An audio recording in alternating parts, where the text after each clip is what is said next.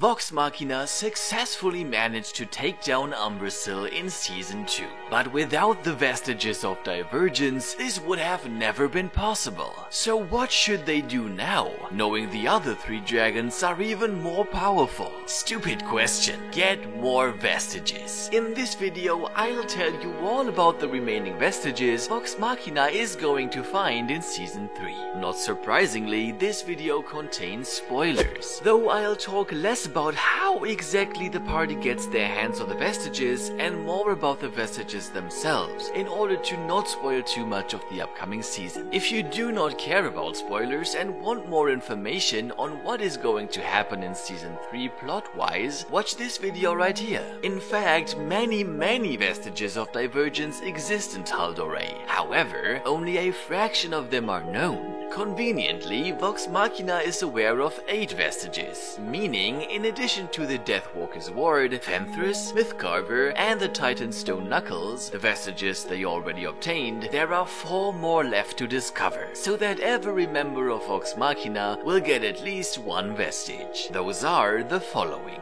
Cabel's Ruin. Cabel's Ruin is a magic-absorbing cloak. It cannot fully protect its wearer from magic, but at least it does swallow some of the spells that are used on the wearer. While the person sporting the cloak is still affected by magic spells, their effect is noticeably weakened. The cloak is believed to have gotten its name through an entire criminal organization being assassinated by one of its early owners. From that point on, it kinda had a history of being passed down through a number of assassinations.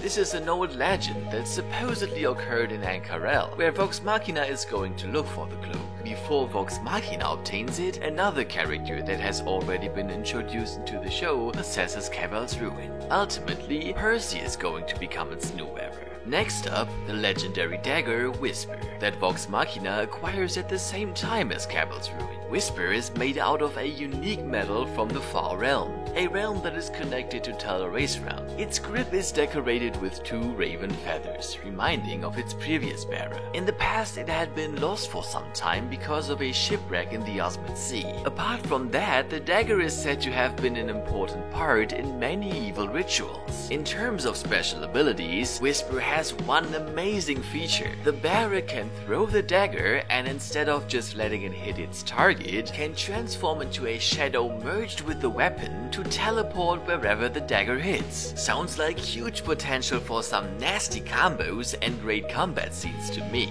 especially since Vax'Ildan will be the one to wield it, in combination with the high-speed grinding Deathwalker's Ward. The Spire of Conflux is an ancient magic staff. It is said to have been created by the breath of nature goddess Melora. In light of that, it's not much of a surprise that in the past, the staff has been handed down many generations of Ashari leaders. Goes without saying that the Vox Machina member who's going to wield the Spire of Conflux is Keyleth. Wielding it, Keyleth can use a wider range of spells, in addition to all spells cast getting a significant overall power-up. The Spire of Conflux is still lost at the current time, since a past leader of the Water Ashari was devoured by a monster. The staff remains in the monster's belly to this day, and the way Vox Machina will retrieve it is actually connected to their battle against the Ice Dragon Vorugal. But that's all I'll tell you about that for now. The final entry on the list of vestiges Vox Machina is yet to collect is the Plate of Dawnmartyr. It is a set of armor made of brass and gold that interestingly gives off a light silver gleam when worn.